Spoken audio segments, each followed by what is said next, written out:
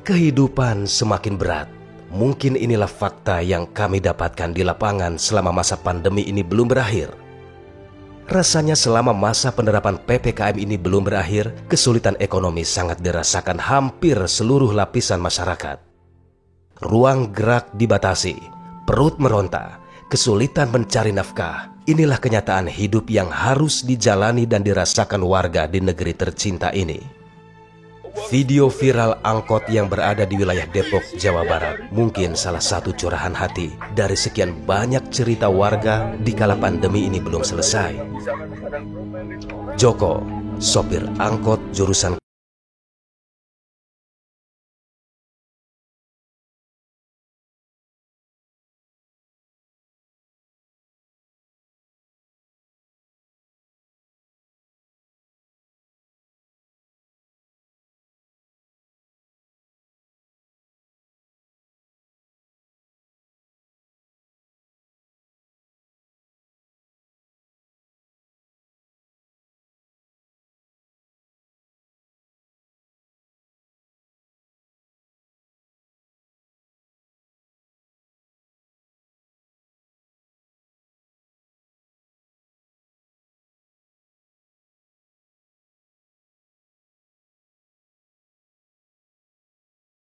Assalamualaikum Pak Joko, saya Gina Vita, salam kenal Pak Joko. Bapak angkotnya yang ini bukan? Iya. Boleh Pak kita kesana yuk Pak? Boleh. Oh ini jadi udah berapa hari nih Pak di sini dan Saya Bapak nggak narik? nggak narik sudah 2 hari. Sudah 2 hari? Oh 3 hari. Waktu itu rusak di Dandani. Nah, Jadi 3 hari ini nggak narik karena memang nggak ada bensinnya Pak ya? Iya. Bensin itu biasanya berapa sih Pak? Bapak kalau misalnya Kalau ngeluarin biaya untuk bensin? Kalau 1 hari itu 70.000. 1 hari Nah, itu untuk 3 rit, 3 rit. Untuk 3 rit. Karena bolak-balik kita. Makanya saya cerita kalau kita dapatnya sejalan 5.000, kesani 5.000 sudah nombok 10.000. Kalau 3 kali udah nombok 30.000. Jadi sekarang ini 3 hari sama sekali nggak bisa beli bensin Pak? Sama sekali. Sama sekali. Sama sekali. Coba kita boleh lihat Pak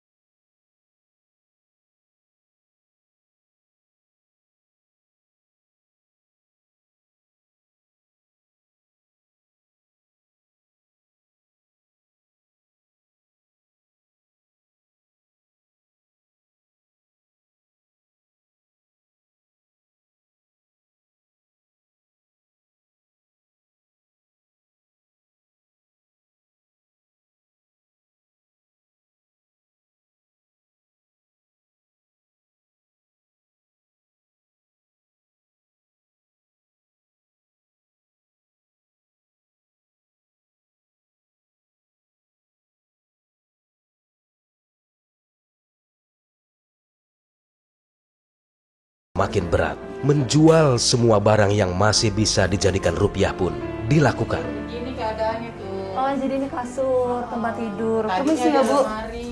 lemari kita jual juga. Ini kasur, langsung dapur. Iya, Ini ruang TV, tamu. tadinya di sini udah nggak ada, kita jual, kita buat makan.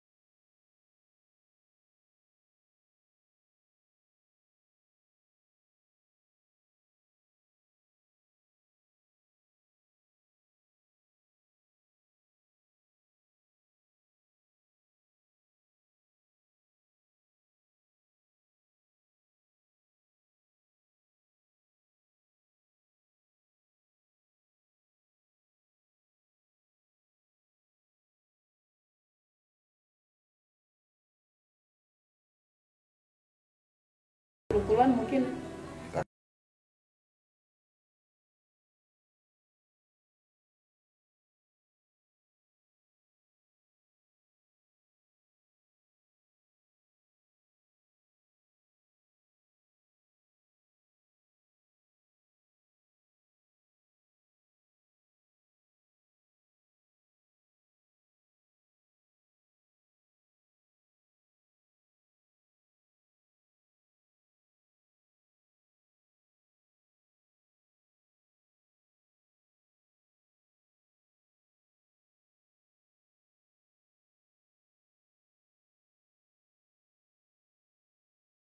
ia besarkan di tengah pandemi ini membuat dirinya harus berjuang dengan segala macam cara. Perkenalkan, nama saya Rida Stiani, umur saya 37 tahun.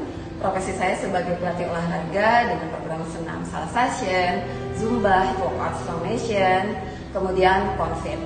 Saya ingin berbicara tentang dampak PPKM yang saya alami semenjak awal Juli itu. Dengan terpaksa saya harus mengajar online kelas. Walaupun saya memberikan harga 10.000, hanya beberapa saja sih yang ikut, tidak semuanya ikut. Walaupun beberapa orang mungkin berpikir, wah kenapa harganya jadi murah? Tapi ya memang seperti itulah tujuannya, supaya win-win solution, saya bisa mendapatkan pemasukan, ya walaupun mungkin nggak sebesar biasanya, dan peserta-peserta saya yang memang saat ini sedang banyak kesulitan juga, tetap bisa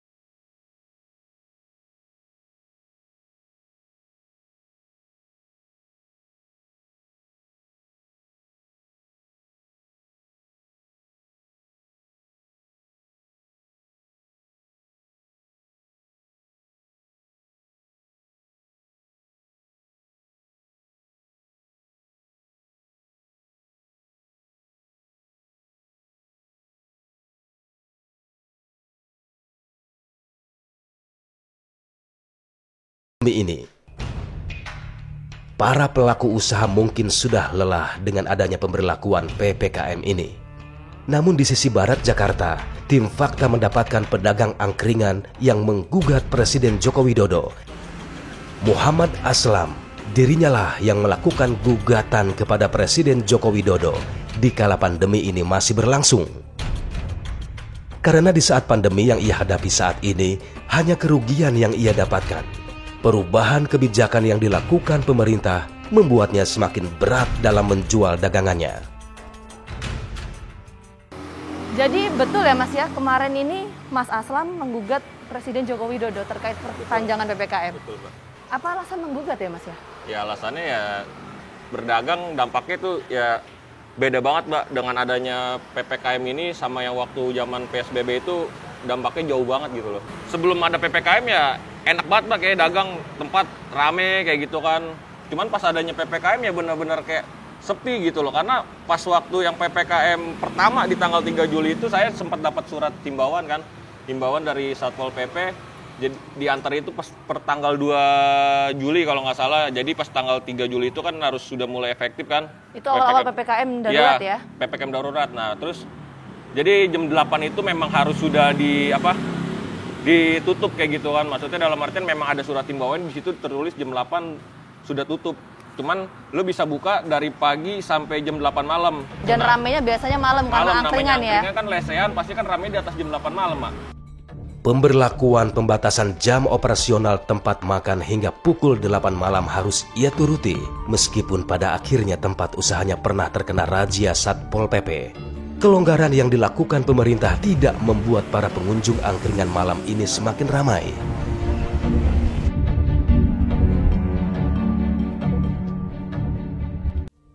Tuntutan Aslam pun tak tanggung-tanggung. Dirinya menuntut ganti rugi atas usahanya dan PPKM ini segera dihentikan. Karena baginya PPKM yang diterapkan oleh pemerintah ini tidak efektif dan sangat berdampak bagi usahanya. Menurut kuasa hukum Aslam, berkas gugatannya pun sudah lengkap dan siap untuk disidangkan pada 18 Agustus 2021. Jadi betul gugatan kepada Presiden Joko Widodo ini berkasnya sudah masuk ke PT UN? Ya, sudah kita daftarkan kalau tidak salah tanggal 9 Agustus dan sudah terregistrasi. Semua berkas sudah dinyatakan lengkap dan akan disidangkan tanggal 18 Agustus. Tampaknya berita soal gugatan pedagang angkringan terhadap Presiden Joko Widodo didengar oleh pihak istana.